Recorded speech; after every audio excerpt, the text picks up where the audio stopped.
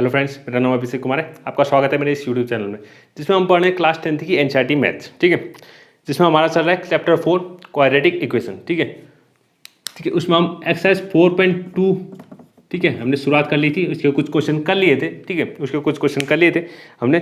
उसके 3 क्वेश्चन हमने कंप्लीट कर लिए थे। ठीक है, 3 क्वेश्चन हमारे कंप्लीट हो चुके थे। आज बात करेंगे 4th, 5th और 6th 3 क्वेश्चन और बचे इस एक्सरसाइज में, तो उन तीनों को हम आज कंप्लीट करेंगे। ठीक है, तो बात करते हैं सबसे पहले 4th क्वेश्चन की। ठीक है, तो 4th क्वेश्चन हमें दिया हुआ है, find 2 consecutive positive integer sum of whose square is 365। ठीक है, तो मैंने पिछली वीडियो में बताया था। ठीक है, पिछली वीडियो नहीं मतलब कि पहली वीडियो में मैंने बताया था ठीक कंसेक्यूटिव नंबर्स क्या होते हैं। कंसेक्यूटिव नंबर्स, ठीक है, कंसेक्यूटिव नंबर्स ऐसे नंबर्स जो दो एक के बाद एक आते हैं, एक के बाद एक आते हैं। जैसे 5 के बाद कौन आता है 6, तो ये दोनों कैसे नंबर हो गए, कंसेक्यूटिव नंबर हो गए। कैसे हो गए, कंसेक्यूटिव नंबर। जैसे 105 के बाद कौन आता है 106, ये दोनों कैसे नंबर हो गए, कंसेक्यूटिव नंबर हो गए। ठीक है, 120 के बाद 121, ये कैसे नंबर हो गए, कंसेक्यूटिव नंबर हो गए। ठीक है, तो ऐसे नंबर जो एक के बाद एक आते हैं उनको, उन दोनों नंबरों को क्या कहा जाता है, कंसेक्यूटिव नंबर कहा जाता है। क्या कहा जाता है, कंसेक्यूटिव नंबर कहा जाता है। ठीक है, तो अगर एक कंसेक्यूटिव नंबर x है तो दूसरा कितना हो जाएगा, x+1 हो जाएगा। कितना हो जाएगा, x+1, क्योंकि x के बाद कौन आएगा, x+1 ही आएगा। ठीक है, तो ये दोनों कैसे कंसेक्यूटिव नंबर है। ठीक है, लेकिन यहाँ बोला है हमें 2 कंसेक्यूटिव पॉजिटिव नंबर फाइंड करना है। क्या फाइंड करना है, consecutive positive number. Consecutive number तो होनी चाहिए लेकिन वो पॉजिटिव भी होनी चाहिए। ठीक है, तो मैं मान लेता हूं लेट 2 पॉजिटिव, ठीक है, let 2 positive consecutive number are x and x+1। ठीक है, तो मैंने मान लिया 2 consecutive positive number, 2 consecutive positive number मान लिए, एक x और एक x+1। ठीक है, अब ये बोल रहा है सम ऑफ हुज स्क्वायर इज 365, इनके स्क्वायर का सम।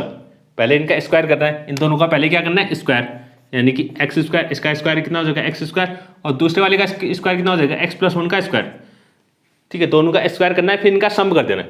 दोनों का स्क्वायर किया और सम कर दिया। ठीक है, यानी कि सम ऑफ हुज स्क्वायर्स, इनके स्क्वायर का सम, इनके स्क्वायर का सम करना है। ठीक है, वो कितना दिया हुआ है 365। ठीक है, तो अब इनको सॉल्व करते हैं। एक्स स्क्वायर तो एक्स स्क्वायर रहेगा, ये मैंने फॉर्मूला बताया था a+b का होल स्क्वायर, a+b का होल स्क्वायर, तो कितना होता है a स्क्वायर यानी कि x square plus b square यानी 1, 2ab यानी 2x हो जाएगा, इक्वल टू 365। ठीक है, 365 को उठा के इस तरफ भी ले आते हैं। एक्स स्क्वायर हमारे पास 2 हैं तो ये हो जाएगा 2x स्क्वायर, एक्स हमारे पास एक ही है तो 2x हो जाएगा, 1 -365, यहाँ आगे कितना हो जाएगा -365 हो जाएगा, तो 1 -365 ये आ जाएगा -364 is equal to 0, -364 is equal to 0। इन सब में से 2 कॉमन आ रहा है, इन सब में से क्या कॉमन आ रहा है, 2 कॉमन आ रहा है, तो 2 कॉमन लेते हैं, एक्स स्क्वायर प्लस 2 कॉमन लिया, एक्स स्क्वायर बच गया, 2 कॉमन लिया, एक्स बच गया, यहाँ से 2 कॉमन लेंगे, 2 कॉमन लेने का मतलब 2 से डिवाइड कर दो, तो 2 से डिवाइड करेंगे कितना आ जाएगा, 2 1 जा 2, 1 बच गया, 16 2 8 जा 16, 2 2 जा 4 इक्वल टू 0। ओके, इस 2 को उस तरफ भेज के हम 0 कर लेते हैं, तो ये आ जाएगा x square plus x minus 182 is equal to 0। ये बन गई हमारी क्वाड्रेटिक इक्वेशन। ठीक है, ये बन गई क्या, क्वाड्रेटिक इक्वेशन। अब इसको हमें सॉल्व करना है। ठीक है, तो मैं इतना इरेज कर लेता हूँ, आप नोट करते रहे साथ में। ठीक है, नोट करते रहे। ठीक है, तो ये हमारी इक्वेशन है x square plus x minus 182 is equal to 0। इस क्वाड्रेटिक इक्वेशन को हमें सॉल्व करना है। ठीक है, तो इसको मैं इरेज कर देता हूँ। ठीक है, तो एक्स स्क्वायर का ऑप्शन कितना है 1 है, तो 1 इंटू 182 कितना आ जाएगा, 182 ही आएगा। ठीक है, कितना आएगा 182 आएगा, तो 182 के हमें फैक्टर करने हैं, 182 के फैक्टर करने हैं, तो 2 9 जा 18, 2 1 जा 2, 2 9 जा 18, 2 1 जा 2, तो ये 3 कितने से जाएगा, 7 से जाएगा, 7 1 जा 7, 7 3 जा 21 और 13 1 जा 13। ठीक है, तो मुझे ऐसे 2 नंबर चाहिए जिनको माइनस करके, यहाँ पर साइन कैसा है, माइनस का है, कांस्टेंट का जैसा साइन होगा वही नंबर, वही साइन हमें याद रखना है। तो 182 के ऐसे फैक्टर जिनको माइनस करके कितना आ जाए 1, एक्स का कोएफिशिएंट कितना 1 है। ठीक है, एक्स का कोएफिशिएंट कितना है 1 है, तो इन दोनों को इसमें से ऐसे 2 नंबर बनाने जिनको माइनस करके 1 आ जाए। ठीक है, तो सिंपल है, ये 14 हो गया, ये कितना हो गया 13, तो 14 माइनस 13 कितना होता है 1 होता है। ठीक है, तो यहाँ पर ये जो 1 है, छुपा हुआ 1 है, यहाँ पर छुपा हुआ जो 1 है इसको मैं ऐसे लिख देता हूँ, 1 है, इस 1 की जगह पे लिख देंगे कितना 14 माइनस 13, कितना लिख देंगे 14 माइनस 13, तो एक्स स्क्वायर प्लस इस 1 की जगह पे लिख दिया 14 माइनस 13, बाहर से x आ गया -182 इज इक्वल टू 0। ओके, अब x इक्वल टू एक्स को अंदर मल्टीप्लाई करते हैं, यहाँ तो प्लस ही है तो कोई साइन का चेंज नहीं होगा, ठीक है। 14x minus 13x minus 182 is equal to 0। Okay, अब इन दोनों में कुछ कॉमन, इन दोनों में कुछ कॉमन, इन दोनों में क्या कॉमन आ रहा है, सिर्फ x कॉमन आ रहा है, तो x प्लस 14, इन दोनों में क्या कॉमन आ रहा है, माइनस, और 13 भी कॉमन आ जाएगा, क्या आ जाएगा, 13 कॉमन आ जाएगा, 13 कॉमन निकालेंगे तो x आ जाएगा, ठीक है, प्लस माइनस भी कॉमन ले लिया तो यहाँ प्लस बच जाएगा। अब 182 में से अगर 13 कॉमन लेंगे तो यानी कि 13 से इसको डिवाइड करना है, तो 13 से डिवाइड करेंगे तो 14 आ जाएगा, कितना आ जाएगा, 14 आ जाएगा, ठीक है। तो ये आ गया x प्लस 14, यहाँ भी x प्लस 14 यहाँ भी आ गया, तो ये हो जाएगा x प्लस 14 एक ब्रैकेट में, और दूसरे ब्रैकेट में आ जाएगा x minus 13, x minus 13 is equal to 0, is equal to 0।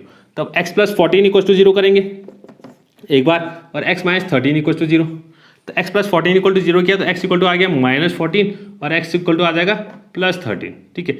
अब x इक्वल टू माइनस 14 है, ठीक है, तो ये तो हमारा क्या हो जाएगा, नेग्लेक्ट, इसको क्या कर देंगे, नेग्लेक्ट।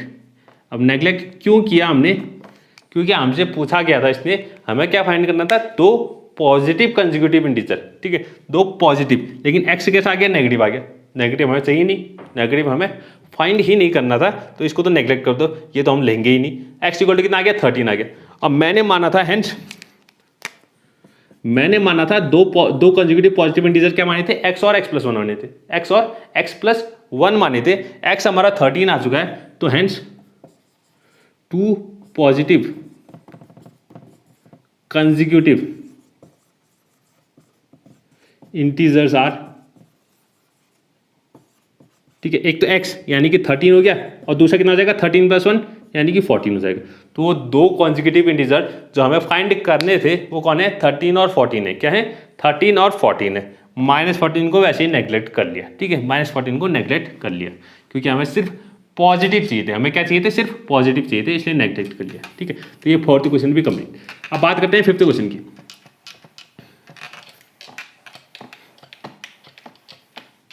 ठीक है, अब बात करते हैं 5th क्वेश्चन की, ठीक है।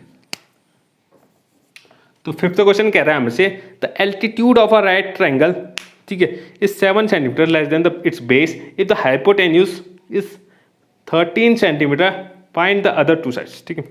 एक राइट एंगल ट्रायंगल है, ठीक है। अब राइट एंगल ट्रायंगल सब जानते होंगे, एक ऐसा ट्रायंगल जिसमें एक एंगल कितना होता है, 90 डिग्री होता है, एक एंगल कितना होता है, 90 डिग्री होता है, इसको कहते हैं क्या, राइट एंगल ट्रायंगल, इसको क्या कहते हैं, राइट एंगल ट्रायंगल। इसका मैं नाम देता हूँ ABC, ABC दे दिया। इसमें बोला है the altitude of a right triangle is 7 centimetre less than it's base, ठीक है। अब बेस को अगर मैं x मान लूँ, ठीक है, अच्छा मैं एक चीज़ बताता हूँ, इस साइड को कहते हैं बेस, ठीक है, इस साइड को कहते हैं बेस, इसको कहते हैं एल्टीट्यूड,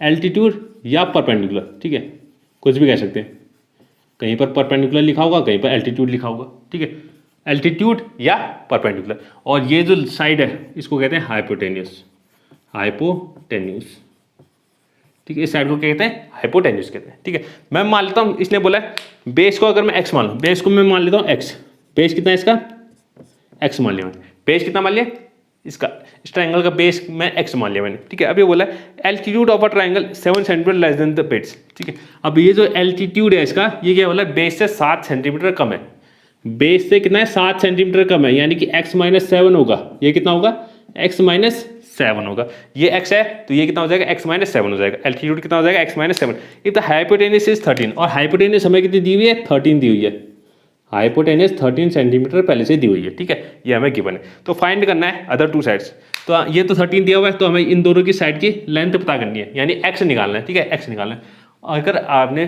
ठीक है, पहले पढ़ा होगा तो आपको पाइथागोरस थ्योरम पता होगी, ठीक है, पाइथागोरस का नाम आपने सुना होगा, ठीक है, पाइथागोरस थ्योरम इसमें यूज होगी, ठीक है। तो उसको भी मैं जरा बताता हूँ कि पाइथागोरस थ्योरम है क्या, ठीक है। तो इसमें देखना, सबसे पहले बात करते हैं इन ट्रायंगल ABC, ठीक है। पाइथागोरस थ्योरम जो है हमेशा राइट एंगल ट्रायंगल में ही यूज होती है, कहाँ होती है, सिर्फ राइट एंगल ट्रायंगल, ऐसा नहीं कि कोई भी ट्रायंगल बना दो उसमें पाइथागोरस थ्योरम लगा दो, नहीं, सिर्फ राइट एंगल ट्रायंगल, ऐसा ट्रायंगल जिसमें एक एंगल कितना हो, 90 डिग्री हो, ठीक है, सिर्फ ऐसे एंगल में क्या लगती है, हमेशा पाइथागोरस थ्योरम लगती है, ठीक है।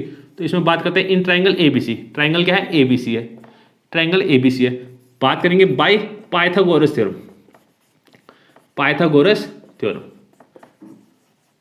तो पाइथागोरस थ्योरम कहता है कि हाइपोटेन्यूस का स्क्वायर, ठीक है, पाइथागोरस थ्योरम कहता है कि हाइपोटेन्यूस का स्क्वायर इज इक्वल टू होता है base square plus altitude square. Altitude या परपेंडिकुलर एक ही बात है, ठीक है। एल्टीट्यूड की जगह हम परपेंडिकुलर लिख सकते हैं। हाइपोटेनस का स्क्वायर बेस का जो हाइपोटेनस का स्क्वायर होता है ये किसके बराबर होता है? बेस स्क्वायर प्लस एल्टीट्यूड का square, base square plus altitude का स्क्वायर। अब जरा वैल्यू रखते हैं। हाइपोटेनस का स्क्वायर यानी हाइपोटेनस कितना है? 13 है, तो यहाँ आ जाएगा 13 का स्क्वायर, 13 का स्क्वायर। बेस कितना है? बेस हमारे पास x है, तो बेस का स्क्वायर यानी एक्स स्क्वायर हो जाएगा, प्लस एल्टीट्यूड कितना है? x माइनस 7 है, यानी x माइनस 7 का स्क्वायर हो जाएगा। तो ये हमारी क्या है? पाइथागोरस थ्योरम है, ठीक है। वैसे बहुत से बच्चों को पता होगा पहले से, ठीक है। 13 का स्क्वायर ये हो गया। अब 13 का स्क्वायर कितना होता है? 169 होता है। 20 तक स्क्वायर्स एकदम बाय हार्ट याद होनी चाहिए। तो 13 का स्क्वायर कितना होता है? 169 होता है। ये हो जाएगा x square, a minus B का होल स्क्वायर का हमला यानी x square plus 49 minus 14x, ठीक है। अब फॉर्मूला बार बार बताने की जरूरत नहीं है, ठीक है। इसको मैंने सीधे कर दिया, ठीक है, आपको आता ही होगा, ठीक है। अब ये एक्स स्क्वायर, ये 169 को ऐसे रहने देते, x square plus x square 2x square हो गया, प्लस 49 माइनस 14x। ओके, इस 169 को उठा के इस तरफ ही ले आते हैं, तो यहाँ क्या बचेगा? 2x स्क्वायर आ जाएगा। पहले x को लिख देते हैं माइनस 14x प्लस 49, और ये उस तरफ आ गया तो ये आ जाएगा minus 169 is equal to zero. अब इसको जरा सॉल्व करते हैं तो आ जाएगा 2x स्क्वायर माइनस 14x, और 49 में से अगर 69 माइनस हो गया, 49 में से अगर 69 माइनस हो गया तो ये आ जाएगा 120। कितना आ जाएगा? Minus 120 is equal to zero. कितना आ जाएगा? Minus 120 is equal to zero. तो ये बन गई हमारी क्वाड्रेटिक इक्वेशन। इसको थोड़ा सा और सॉल्व कर लेते हैं, थोड़ा सा और क्या कर लेते हैं? सॉल्व कर लेते हैं, क्योंकि सब में से 2 कॉमन आ रहा है। सब में से क्या आ रहा है? 2 कॉमन आ रहा है। 2 कॉमन ले लेते हैं। तो 2 कॉमन अगर मैंने ले लिया तो यहाँ पर 2 कॉमन ले लिया तो बचा कितना? X square. कितना बचा? X square. और इसमें 14 में से अगर 2 कॉमन ले लूँ तो 7 बच जाएगा, 7x। अगर 120 में से 2 कॉमन ले लूँ तो कितना बचेगा? 60 बच जाएगा, इक्वल टू जीरो। और 2 अगर उस तरफ गया जीरो के साथ तो ये 2 क्या हो जाएगा? गायब हो जाएगा। क्या हो जाएगा? गायब हो जाएगा। तो ये हमारी क्या आ गई? क्वाड्रेटिक इक्वेशन आ गई। क्या आ गई? क्वाड्रेटिक इक्वेशन आ गई। तो अब इसको सॉल्व भी करते हैं, ठीक है। इतना मैं इरेज कर रहा हूँ, ठीक है, साथ साथ में आप नोट करते रहें। ये हमारी क्वाड्रेटिक इक्वेशन आ गई। अब इसको क्या करना है? सॉल्व करना है। इसको क्या करना है? सॉल्व करना है। ये आ जी x square minus 7x minus 60 is equal to zero, ठीक है, is equal to zero. X square का ऑप्शन कितना? 1 है, तो 1 इंटू 60 कितना होता है? 60 होता है। 1 इंटू 60 कितना? 60 होता है। तो 60 के ऐसे फैक्टर जिनको माइनस करके, यहाँ पर साइन कैसा है? माइनस का है, माइनस करके 7 आ जाए, तो 60 के ऐसे फैक्टर 2 3 जा 6 0 15 3 5 जा 5 1 जा 5, ठीक है। अब इनमें से ऐसे 2 नंबर हमें बनाने हैं जिनको माइनस करके 7 आ जाए, जिनको माइनस करके कितना आ जाए? 7 आ जाए। तो ये क्या क्या बनेंगे? तो ये बन जाएगा हमारे पास कितना? 5 3 जा 15, ठीक है। 15 माइनस 4 तो 11 होता है, ठीक है। इतना तो नहीं बनेगा, ठीक है। तो एक काम करते हैं, इन तीनों को एक साथ कर लेते हैं। 2 2 जा 4 4 3 जा 12, ये इतना क्या? 12 आ गया, और ये अकेला 5 अकेला बच गया।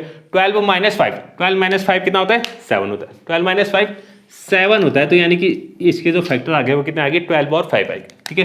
12 और 5 तो एक्स स्क्वायर, और 7 की जगह लिखेंगे 12 माइनस 5, कितना लिखेंगे? 12 माइनस 5, बाहर से x minus 60 equal to zero. Okay, अब यहाँ से एक्स स्क्वायर, यहाँ से माइनस मल्टीप्लाई होगा, यहाँ से एक्स मल्टीप्लाई होगा, ये माइनस मल्टीप्लाई होगा माइनस 12, और यहाँ से एक्स आया तो एक्स माइनस 12x हो गया, ये माइनस माइनस 5 हो गया, वो प्लस हो गया, प्लस 5 हो गया, और ये एक्स आ जाएगा minus 60 equal to zero. Okay, अब इन दोनों में से कुछ कॉमन, इन दोनों में से कुछ कॉमन। पहले 2 में से क्या कॉमन आ रहा है? एक्स और 12x में से सिर्फ एक्स कॉमन आ जाएगा, यहाँ से बच जाएगा 1x, माइनस एक्स कॉमन आ गया तो 12 बच गया, प्लस इन दोनों में से क्या कॉमन आ जाएगा? 5 आ जाएगा, तो 5 आ गया तो x बच गया, माइनस अब 5 इस वजह से भी कॉमन आ गया तो 12 बच जाएगा, इक्वल टू जीरो।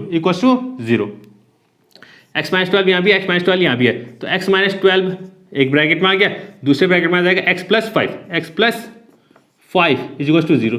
तो x minus 12 equal to zero एक बार, और एक बार x plus 5 equal to zero. तो x minus 12 equal to zero हो गया, तो एक्स इक्वल टू कितना आ गया? 12, और एक्स इक्वल टू कितना आ गया? माइनस 5।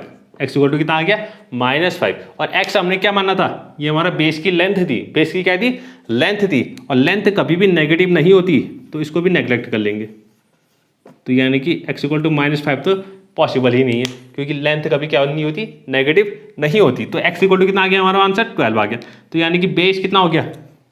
तो यहाँ पर लिखेंगे hence base is equal to आ जाएगा हमारे पास 12 सेंटीमीटर। बेस इक्वल टू कितना आ गया 12 सेंटीमीटर। और एल्टीट्यूड जो आ जाएगा, एल्टीट्यूड जो आ जाएगा वो आ जाएगा, क्योंकि एल्टीट्यूड जो है बेस से 7 कम है, बेस से 7 कम है, यानी बेस अगर 12 है तो 12 में से 7 कम की कितना आया 5 सेंटीमीटर, तो कितना आ जाएगा 5 सेंटीमीटर क्या आ जाएगा हमारे पास एल्टीट्यूड आ जाएगा। तो बाकी हाइपोटेनस तो हमें दिया हुआ था 13, तो बेस भी निकाल दिया और एल्टीट्यूड भी हमने निकाल दिया। तो बेस 12 है, एल्टीट्यूड 5 सेंटीमीटर है, ठीक है। तो हमें यही चीज़ निकालनी थी इसमें, ठीक है।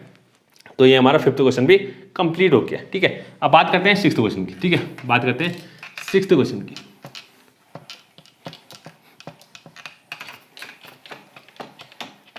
ठीक है, तो 6th क्वेश्चन पढ़ते हैं, ठीक है। तो 6th क्वेश्चन, ठीक है, हमने सेम टू सेम यही क्वेश्चन एक एग्जाम्पल वाला किया था अभी, ठीक है। पिछली वीडियो में हमने किया था सेम टू सेम यही क्वेश्चन, ठीक है। आप उसको देखिए जरा। A cottage industry produces a certain number of pottery articles, ठीक है। उस क्वेश्चन में टॉयज बोल रहा था, इसमें क्या बोल रहा है पोट्री आर्टिकल्स, ठीक है। कोई मिट्टी का कुछ बर्तन जैसे बना रहे हैं, ठीक है। Pottery articles in a day, ठीक है। एक दिन में कुछ पोट्री आर्टिकल्स बना रहे हूँ, आप कितने बना रहे हैं वो नहीं पता हमें, ठीक है, वो हमें निकालना है। It was observe on a particular day that the cost of production of each article was, ठीक है। तो पहले मैं मान लेता हूँ let number of articles produce in a day, produce in a day. तो मैं मान लेता हूँ एक दिन में कितने आर्टिकल्स बना रहे हैं वो एक्स आर्टिकल्स बना रहे हैं। कितने आर्टिकल्स बना रहे हैं एक्स आर्टिकल्स बना रहे हैं, ठीक है। अब ये बोल रहा है तो एक आर्टिकल की कॉस्ट है सिर्फ एक आर्टिकल की, ठीक है। टोटल कितने बना रहे हैं एक्स बना रहे हैं, और इनमें से एक आर्टिकल की जो कॉस्ट है वो कितनी है was 3 more than twice the number of articles produced, ठीक है। तो ये मैं पहले लिख लेता हूँ, यहाँ पर लिखना cost of each article, each article मतलब हर एक आर्टिकल की, हर एक आर्टिकल की जो कॉस्ट है वो कितनी है, वो बोला है 3 more than, 3 ज़्यादा है, 3 ज़्यादा है किससे twice the number of article produced. Article जितने भी बन रहे हैं, आर्टिकल जितने भी बन रहे हैं उसके दुगने, यानी कि 2x, उसका दुगने से 3 ज़्यादा। जितने भी आर्टिकल बन रहे हैं, जितने भी आर्टिकल बन रहे हैं एक दिन में जितने आर्टिकल बन रहे हैं उसके दुगने से 3 ज़्यादा क्या है एक आर्टिकल की कॉस्ट है, एक आर्टिकल की कॉस्ट है, ठीक है। इसको ध्यान से समझें। जितने भी एक दिन में आर्टिकल बन रहे हैं उसका दुगना करो, उसके दुगने में 3 और जोड़ दो, 3 ऐड कर दो, तो ये जो भी नंबर आएगा ये क्या होगी एक आर्टिकल की कॉस्ट होगी। कितनी होगी एक आर्टिकल की कॉस्ट होगी। और यहाँ दिया हुआ है कि total cost of production in a day, ठीक है। तो एक दिन में टोटल कॉस्ट कितनी आ रही है, total cost of production in a day 90 rupees, ठीक है। यानी कि ये जो एक्स आर्टिकल बनाने में जो कॉस्ट आ रही है वो कितनी आ रही है 90 आ रही है। कितनी आ रही है 90 आ रही है, ठीक है। और एक आर्टिकल की कॉस्ट कितनी है 2x + 3 है। एक आर्टिकल की कॉस्ट 2x + 3 है। एक आर्टिकल की कॉस्ट कितनी है 2x + 3 है। तो एक्स आर्टिकल की कॉस्ट कितनी हो जाएगी एक्स से मल्टीप्लाई कर देंगे। समझ में आ रहा है, ठीक है। एक आर्टिकल की कॉस्ट कितनी है 2x + 3 है, ठीक है। तो अगर हमें एक्स आर्टिकल की कॉस्ट निकालनी है तो एक्स से क्या कर देंगे मल्टीप्लाई कर देंगे। और एक्स आर्टिकल की कॉस्ट हमें दी हुई है पहले से 90। एक्स आर्टिकल की कॉस्ट कितनी दी हुई है, क्योंकि एक दिन की कॉस्ट ये 90 है और एक दिन में कितने बन रहे हैं एक्स आर्टिकल बन रहे हैं। तो एक्स आर्टिकल की जो कॉस्ट है वो कितनी है 90 है, ठीक है। तो एक्स आर्टिकल की कॉस्ट कितनी आ गई 90 आ गई, ठीक है। तो इतना आपने अगर समझ लिया है तो आगे आगे कुछ नहीं है, ठीक है। आगे अब आसान है, बस हमें सॉल्व करते जाना है। बस इतना ही समझने में आपको थोड़ी मेहनत करनी पड़ेगी, ठीक है। तो x × 2x कितना हो जाएगा 2x² हो जाएगा, x × 3 3x हो जाएगा।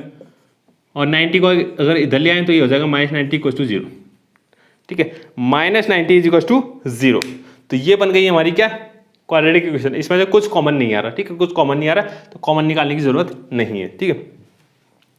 इसको इतना लिखना, ठीक है। ऊपर मैं इरेज कर रहा हूँ, ठीक है। आप इसको नोट कर लें, ठीक है, इसको नोट कर लें। अब मैं इरेज कर रहा हूँ, ठीक है।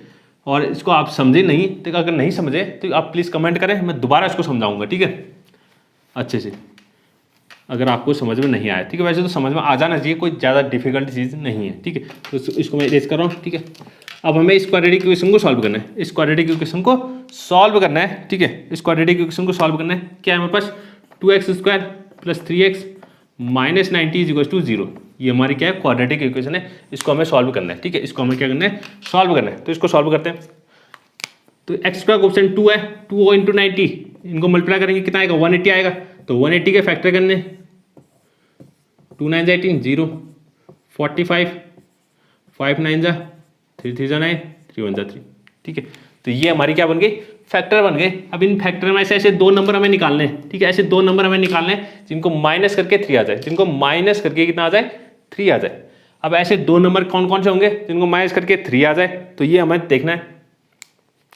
तो एक काम करते हैं, ठीक है, 5 × 3, 5 × 3 कितना होता है, 15 होता है। 5 × 3 कितना होता है, 15 होता है।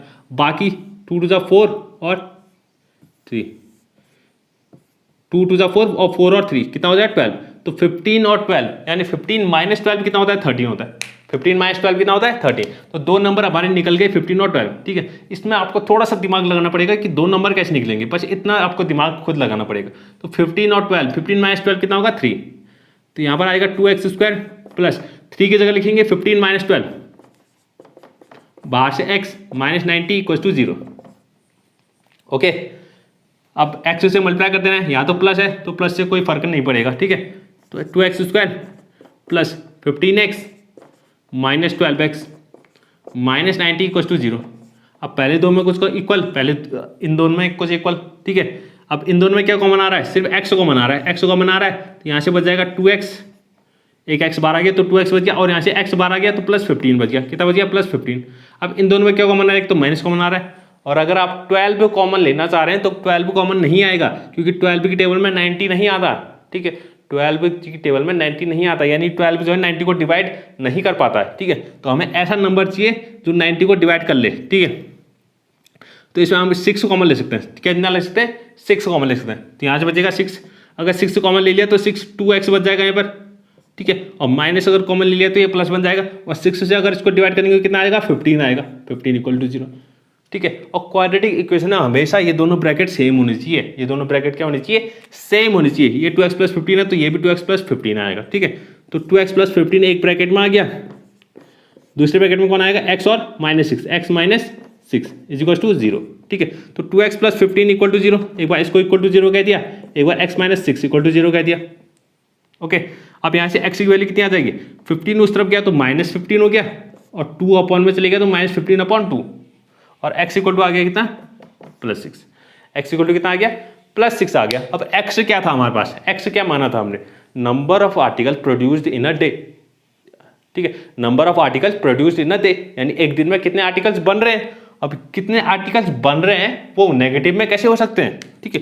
तो ये तो नेगलेक्ट हो गया, वैसे ही नेगेटिव में तो हो ही नहीं सकते ना नंबर ऑफ आर्टिकल्स। तो हमारा आंसर आ गया x = 6, x = 6।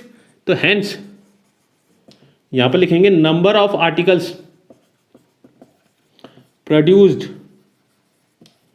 In a day = 6। एक दिन में कितने आर्टिकल प्रोड्यूस हो रहे हैं, 6 आर्टिकल प्रोड्यूस हो रहे हैं। कितने, 6 आर्टिकल प्रोड्यूस हो रहे हैं। और cost of each article, cost of each article कितनी मानी थी हमने, 2x + 3 कितनी आई थी हमारी, कॉस्ट ऑफ ईच आर्टिकल कितनी आई थी, 2x + 3। तो 2 × x की जगह 6 + 3 12 + 3 यानी कि 15 रुपीज़। एक आर्टिकल की कॉस्ट कितनी है, 15 रुपीज़ है। और एक दिन में कितने आर्टिकल बन रहे हैं, 6 आर्टिकल बन रहे हैं। 6 आर्टिकल एक दिन में बन रहे हैं, और एक आर्टिकल की कॉस्ट कितनी है, 15 रुपीज़ है, ठीक है। तो ये हमारा क्या हो गया, सॉल्यूशन कंप्लीट, ठीक है। तो ये हमारे 6th क्वेश्चन भी आज कंप्लीट हो गया, ठीक है। और ये इसी के साथ हमारी जो एक्सरसाइज 4.2 है ये भी क्या हो गई, आज पूरी तरह से कंप्लीट हो चुकी है, ठीक है। अब अगली वीडियो में हम अगली एक्सरसाइज जो इस चैप्टर की आखिरी एक्सरसाइज है 4.3 को स्टार्ट करेंगे, ठीक है। 4.3 को स्टार्ट करेंगे, ठीक है। जिसमें हमें पढ़ना है क्या, जिसमें हम पढ़ने नेचर ऑफ रूट्स पढ़ने, क्या पढ़ने, नेचर ऑफ रूट्स पढ़ने, ठीक है। और बाकी जो है अगर आप पुरानी बुक से देख रहे हैं तो उसमें एक एक्सरसाइज जो है इसके बाद वाली जो है वो हट चुकी है, ठीक है, हट चुकी है। तो आप जो पुरानी बुक की बात कर रहा हूँ, ठीक है, पुरानी बुक में एक एक्सरसाइज जो है वो हट चुकी है, ठीक है। तो आप उसको ध्यान न दें, ठीक है, उसको ध्यान न दें, ठीक है। नई बुक में अब एक ही एक्सरसाइज बची है इसमें, जो कि जो हमारी लास्ट एक्सरसाइज बची है नेचर ऑफ रूट्स वाली। कौन सी, नेचर ऑफ रूट्स वाली, ठीक है, जिसको हम अगली वीडियो में देखेंगे, ठीक है। तो आज के लिए बस इतना ही, ठीक है। अगर आपको इसमें कुछ भी प्रॉब्लम है, ठीक है, इन क्वेश्चन में कुछ भी प्रॉब्लम है, आप प्लीज़ कमेंट करें, ठीक है। मैं उसको दोबारा से बिल्कुल एकदम अच्छे से दोबारा बिल्कुल डिटेल में उसको क्वेश्चन करा के फिर से बताऊंगा, ठीक है। तो अगर आपको आज की वीडियो अच्छी लगी तो प्लीज़ लाइक करें, सब्सक्राइब करें। Thank you.